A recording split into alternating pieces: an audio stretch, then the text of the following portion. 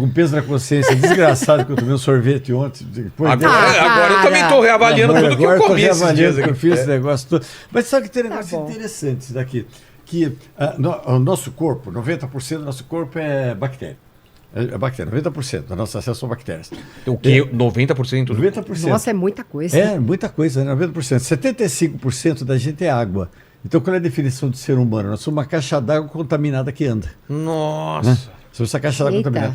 E justamente essas bactérias, por ter uma quantidade bem maior do que células, tá? O que elas fazem assim? Isso daqui é comprovado. Quando elas precisam de carboidrato, elas fazem você comer açúcar, comer doce. Pronto, Comer doce. Sabe que elas precisam de alguma coisa, então elas te desenvolvem alguma coisa, forçando para você comer um doce. Então, aquela vontade que você tem, não sei o que, tal negócio, não é desculpa também. Gravar, não pode jogar isso. Eu estou comendo doce do comendo doce por causa das bactérias. Estão querendo. Sem desculpa. Já ia usar essa, viu, doutor? Agora já não dá para usar, então. Mas as bactérias. Ouço bactérias me falando chocolate. Não, você sabe que o pessoal o pessoal me usa. E usa como... Eu não fica cortar o sonho para a gente voltar isso daqui. É que você tem, olha só, você tem uma pessoa, você tem duas pessoas. As pessoas, elas se encontram. Uma pessoa, num beijo de língua, ela passa 8 milhões de bactérias por segundo de beijo de língua. Segundo beijo de língua. Um beijo de língua demora. O Lene não está passando esse tempo bactéria para ninguém. Meu Deus do céu. O quê? Olha lá. O quê, Lene? Olha lá. Tá passando bactérias e não conta pra gente. Olhando com aquela barba, vamos falar para 10 milhões? Vamos colocar, né? Mais 10 milhões por causa da barba, tá? Milhão a mais, vou fazer uma conta. Tá certo. 10 milhões, né? Um beijo de língua demora em média 10 segundos. Então são 80 milhões de bactérias que são transferidas num beijo de língua. A partir do 9º beijo, uma pessoa já passou sua resistência para outra. Né? Então, onde é que o pessoal me usa? Eu falo, vou para os baladas e falo assim, posso passar minha resistência para você? Os negócios da outra. Né? Mas tem essa teoria aqui do açúcar, que as bactérias elas te induzem muitas vezes aquela indução, a comer mais um açúcar, um doce, isso daqui tudo. Né? Tiago, você ia completar alguma coisa sobre açúcar? Não, isso é importante falar para as pessoas sobre o açúcar. Mas eu sou estudioso na área e sou curioso e fui saber se açúcar fazia mal. Eu posso contrariar as pessoas? Não. Pode também? Pode, deve. Porque às vezes vão brigar comigo, eu tenho uma escambuca de bala que vão jogar na minha cabeça. Eu fui estudar o assunto sobre açúcar. Eu tô, por sinal, eu não cito isso, mas eu estou no 7º semestre de nutrição, estou terminando já também, já fiz estágio e tudo. E eu fui estudar nutrição para poder entender essa questão de carboidrato. E eu me assustei. Quando o assunto é açúcar, e nós falamos de açúcar refinado, nós podemos 27 gramas por dia. É o que ela falou, abandonou o açúcar, vai ter outra vida.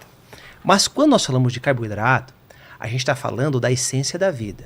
70%, isso aqui é muito profundo, da alimentação do povo que mais vive no mundo, que são os Okinawas no Japão, é arroz. Então, essa dieta americanizada de comer mais proteína é o maior engano de saúde que já se ensinou em toda a história da nutrição. Então o problema não é carboidrato. Jamais, nunca foi. Nós temos que comer açúcar. Não estamos falando de açúcar refinado. Não vamos confundir uma coisa com a outra. Estamos falando de aipim, mandioca, batata doce, pamonha, estamos falando de milho, estamos falando de arroz. Sorvete não entra aí. Não, aí é açúcar refinado. É isso. Nem sorvete de milho. Não, na verdade o sorvete é uma das misturas mais perigosas. Gorduras. A carne demora 72 horas para ser digerida no intestino. O sorvete supera ela 5, 6 vezes. Até o de doce de leite com flor de sal? Não, doce de leite não presta. Doce de leite é açúcar puro, doutor. Não existe explicação. É açúcar refinado. É açúcar refinado. Não tem base. Isso, não tem. Isso mata a bactéria, né? O açúcar mata a bactéria, principalmente do intestino. Mas a bactéria foi diabética. Mas mata. Mas vamos lá, então. Então, eu posso comer açúcar, sim. Tá? 70% da alimentação dos japoneses é açúcar, o povo que mais vive no mundo.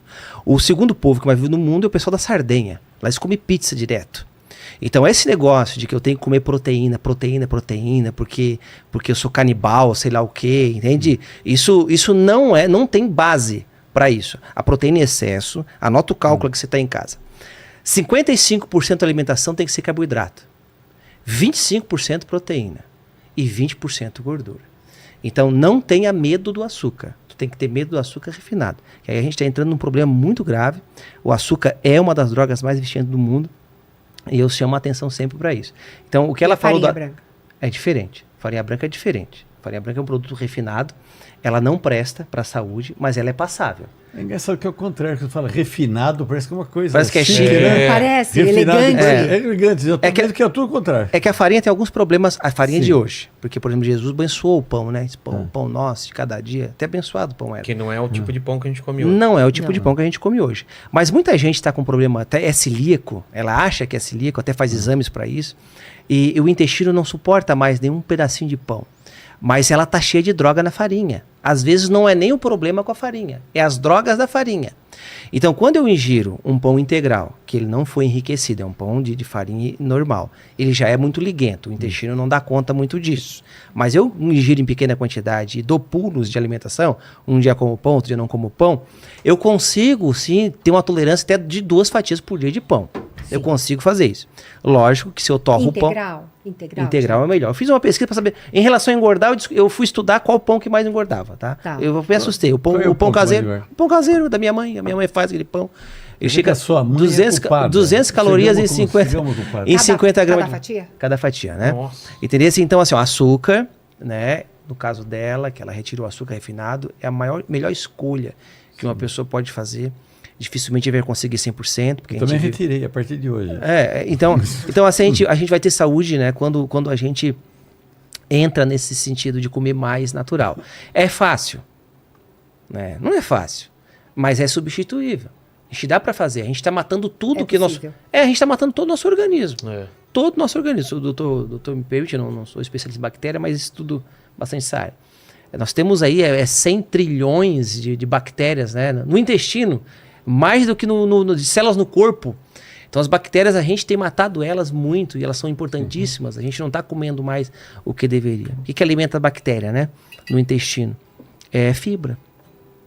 Então a maçã, 50% da maçã é pectina, né? Uma fibra mais abundante na natureza hoje é da maçã. Então dentro da maçã tem uma fibra chamada solúvel.